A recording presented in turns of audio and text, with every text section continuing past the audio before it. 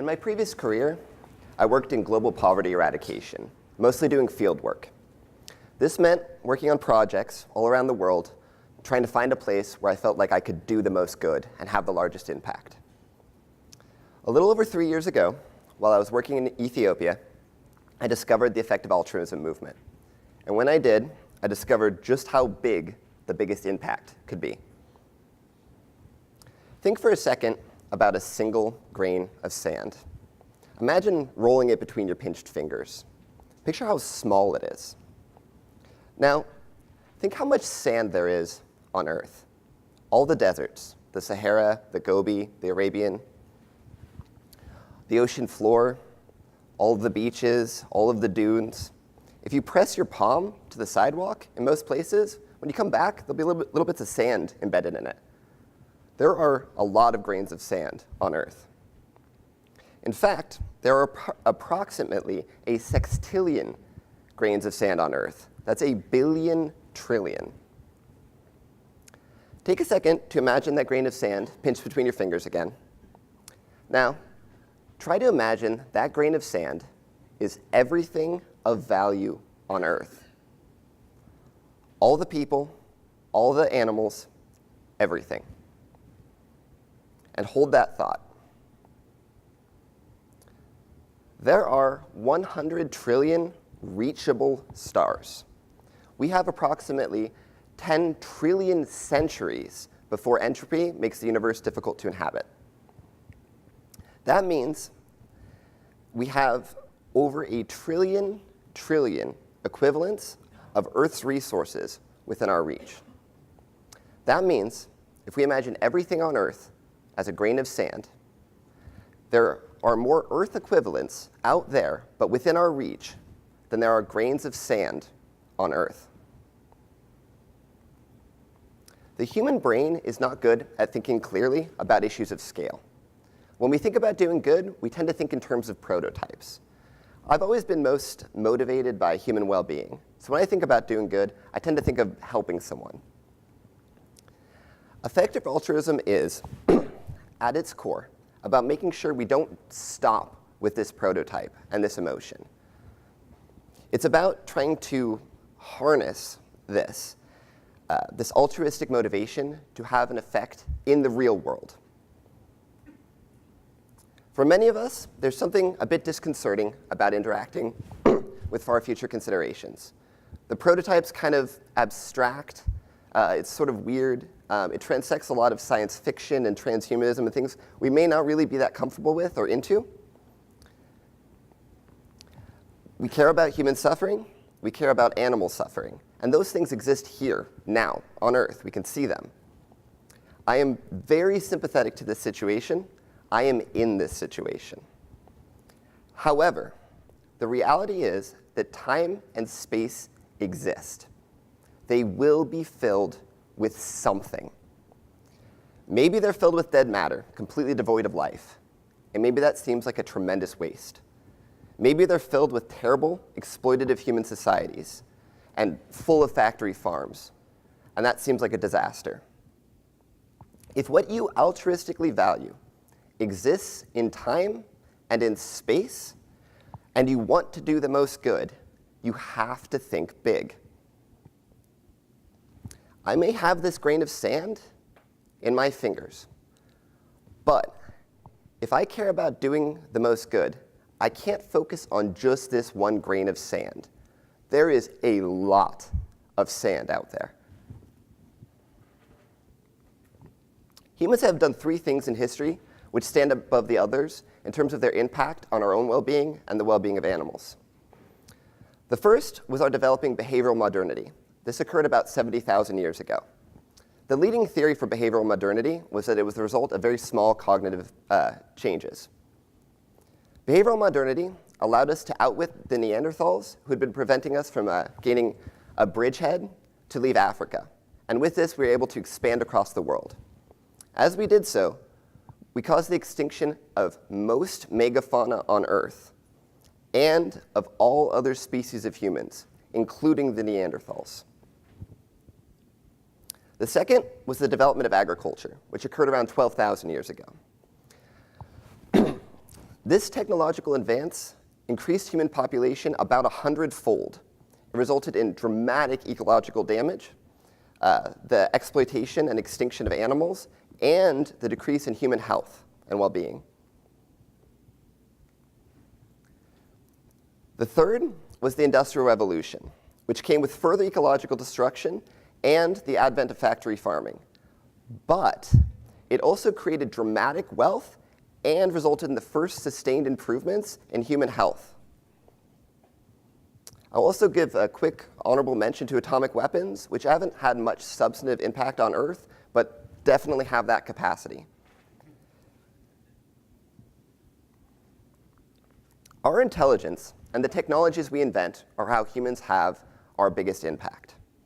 For this, and for other reasons, it is safe to imagine that the technology of intelligence will be at least as impactful for humanity and for animals as the Industrial Revolution. AI in its current state is not that impressive. It recognizes images well, and it's good at some games. But it's easy to get lost in the details at the beginning of a large change and to miss the forest for the trees. The earliest stage of the development of behavioral modernity was extremely subtle and most likely looked like slightly improved communication within human bands. And this took place over the course of thousands of years. The line between early agriculture and certain types of seed gathering techniques is so subtle that modern anthropologists can't always agree about what's going on with modern bands of humans. Steam engines were adopted slowly and were very unimpressive for a long time. With agriculture and with industry, humans living at the early stages could not have conceptualized what they would develop into. Fortunately for us, with intelligence, we do have one model of what it looks like when it reaches an advanced stage. The difference between humans and gorillas is a few million years of evolution. Gorillas now only exist in zoos and a few little reserves that we keep them on so that we can look at them. The difference in intelligence between humans and Neanderthals was, as far as we can tell, very small. And as soon as behavioral modernity gave us a little edge on them, we wiped them off the face of the earth. For the first time, we can kind of see a dim outline of an enormous change on the horizon, and it is coming at us. Also, for the first time, this change is not just going to affect our one unimaginably valuable grain of sand. This is for all the sand. The goal of AI governance is to help humanity best navigate the transition to a world with advanced AI systems. It is possible that the default course of development and deployment of advanced AI will be great. There is an optimistic case that can be made that this transition is very unlike the last three, and it will go quite smoothly. The last three were sort of mixed. If this is the case, then with AI governance as a cause area, the best we can hope for is maybe small marginal improvements, though again, across a lot of sand. Unfortunately, there are also good reasons to think that the default course might be fraught. In a survey of AI experts who published in top journals, the majority assigned at least a 5% probability that superhuman AI would be extremely bad, on the order of human extinction. Even among researchers who are highly optimistic about AI, it is generally agreed that advanced AI will not necessarily be safe, or at least cannot be guaranteed to be safe without some work and testing. So we'll do the work and testing, right? Maybe. It depends here how high the cost is in terms of time, resources, and the performance of the system itself, and how competitive the environment is in which it is being developed. This is sometimes called the safety tax. For example, what if the safety tax is 2 years? And yet there are several companies at the forefront of development with tens of billions or hundreds of billions of dollars at stake who are only a few months apart. Now worse, what if these are not companies that are a few months apart from one another, but rival militaries? During the Manhattan Project, there was a serious concern the detonation might ignite the Earth's atmosphere and kill everyone. It didn't really slow them down. Now, let's imagine that AI can be made safe easily, and that part is just covered. This is not nearly sufficient to guarantee a good outcome. Some tech companies have impressively cosmopolitan values, but there are legal constraints based on fiduciary duties they have to their stockholders. We also probably do not want any one company too powerful or to control a particularly large stake in the future of the universe. It's also unclear if a government would let this happen without somehow taking control of AI development or deployment. So what if this technology is developed by, or is instead in some way captured or seized by, a government? Realistically, the US government or the Chinese government. How comfortable are we with either the US or China dictating the future of the world? Scarier question. How comfortable do we think other nuclear states are with this? Now, let's imagine we've managed to thread the two previous needles. AI is safe, and it was deployed without igniting a great power war. How are the benefits distributed? Continental Europe does not have a viable AI industry, let alone Latin America, Africa, or most of Asia. Unlike during the Industrial Revolution, where human labor was a complement to machinery, it does seem as though with AI, it mostly serves as a substitute for human labor. Additionally, most AI services have characteristics of a natural monopoly or an oligopoly. There's not much room for competition, and there's not really much room for small businesses. Maybe maybe we are so wealthy after the development that wealth naturally sort of trickles down, that a rising tide is able to lift all boats. But we are extremely wealthy now, and children still die of malnutrition, malaria, and diarrheal diseases by the millions. And so far, the wealthier we get as a world, the more animals we subject to factory farming.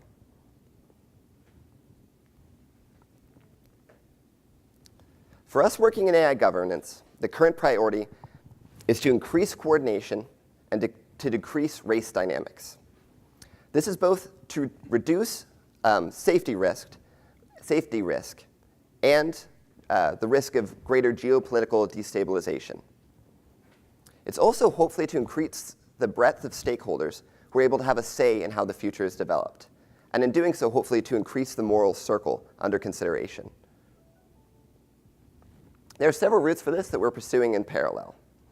This includes technical work on the possibilities of verification of AI-related international agreements, which are really necessary for coordination between nation states, and is in some ways a prerequisite for that being possible. Also, in case we might someday want something like the international control of advanced artificial intelligence, not saying that we do, but if we do potentially want that option, we've been looking at case studies of other failed efforts to control decisive weapons technologies in the past.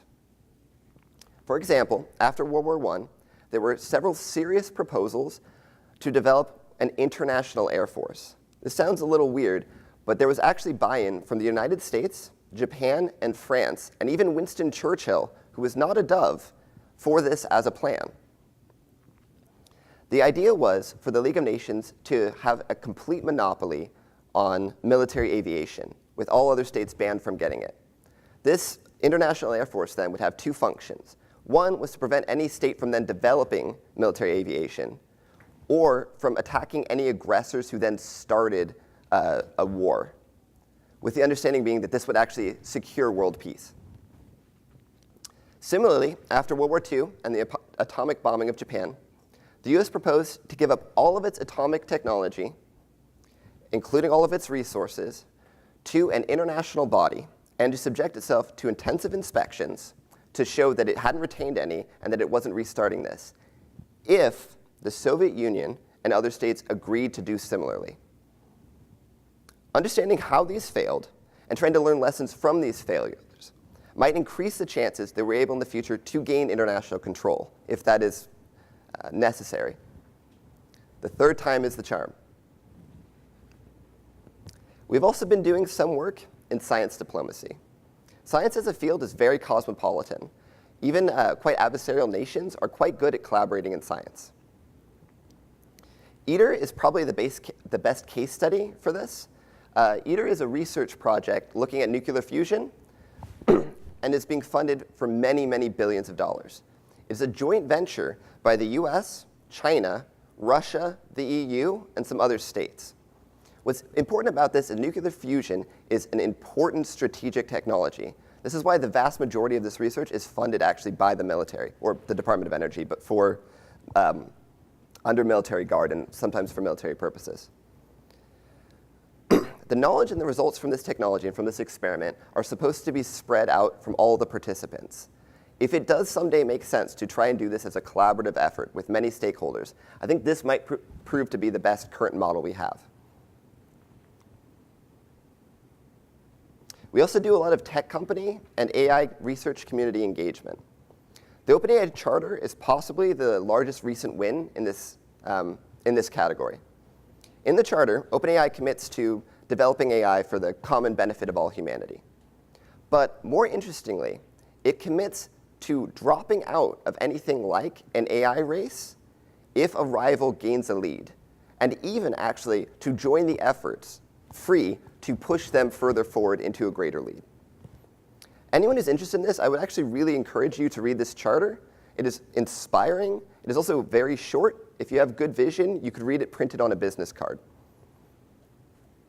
Also, if you're interested more in our engagement work, I would encourage you to talk with Jade Lung, who does this for our governance group. So I won't go into too many more details here, though I will provide resources at the end for people who want to read up on more of what we're doing and some of the work. But to do a quick summary, we're trying to understand the AI scene better in China and increase our engagement there. We're also trying to better understand issues of geopolitical instability that can be created by changes in the balance of power and also in the offensive and defensive dynamics of weapons technologies. We're also interested in modeling the dynamics or engaging in modeling the dynamics of tech races, and in particular, how they can be averted or spun down if they do begin, and a lot more. AI governance as a cause area is absolutely tiny. People talk a lot about AI at these conferences, which gives the impression that there's a lot going on, but there are fewer than a dozen people who work on this full-time. There are not that many more who work on this part-time. This being a tiny field is in some ways quite good for you. It means that your opportunity for a marginal impact is absolutely huge. But unfortunately, what it also means is there's not very much absorptive capacity within existing groups to bring more people on board. For the majority of people who are interested in advancing this as a cause area, it is probably mostly about preparing yourselves to be more involved in the future as the field grows and expands. That said, as far as our immediate needs, we are desperate for people who are good at getting things done. This is something we do need immediately, and there are immediate job openings for. This is good project managers, good operations folks of all sorts. This is also, as well as being currently our largest bottleneck, this might be one of the main reasons why our absorptive capacity to bring other people on is so low. So there's a force multiplicative aspect of this as well. I want to in particular highlight there's a role at the Governance of AI program in Oxford, which is currently the leading group researching this, for a governance project manager. This is a visa-eligible position, and this will put you, whoever gets this role, at absolutely the center of this as a cause area. We also badly need senior researchers who can supervise more junior researchers. Our research pyramid is sort of imbalanced, with the bottom a little too big for the top, and this is another bottleneck. We also have positions for junior researchers, which I definitely encourage people to apply to, though I think this is maybe less urgent or less impactful on the margin within this cause area.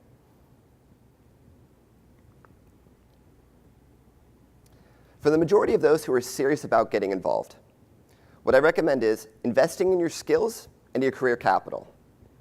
This is especially true in high-value areas, including studying topics in high demand. Also, building a career in a position of influence, especially in government, global institutions, or, for example, doing policy advising at a tech firm. Additionally, helping to build this community and our capacity, including having a strong and mutually reinforcing career network among people who are interested in getting involved in AI policy from an EA or an altruistic perspective. In my personal opinion, this third point is more important than most people realize. Having a strong social network and having people who understand what it is you care about and why it is you're doing the things you are doing, even if it in some ways looks quite tangential to what it is you care about, can be very helpful in allowing you to sort of keep your eye on the prize and to work towards your goal. The reason this social support can be so important is, as I mentioned at the beginning of the talk, the human brain is not good at thinking clearly in terms of scale. This means it's very easy, and natural even, to have some value drift. I've always cared a lot about human well-being. This is why I pursued my career in my education in economic development and my career in poverty eradication. My personal experiences in fieldwork around the world have left me with a very strong, very emotional sense and prototype that still draws me very strongly to global poverty eradication. But I don't want my altruism to be about what I feel. I want it to be about how much good I can actually do and how much of an impact I can have outside of me in the real world. And even if I actually can't conceptualize just how much there is, I do know where all the sand is. If you're interested in learning more about our work, please go to our website. Also, Jade and I will have office hours immediately after our talk. And we have a meetup this afternoon at 3:30, which I would definitely encourage people to attend. Thank you very much.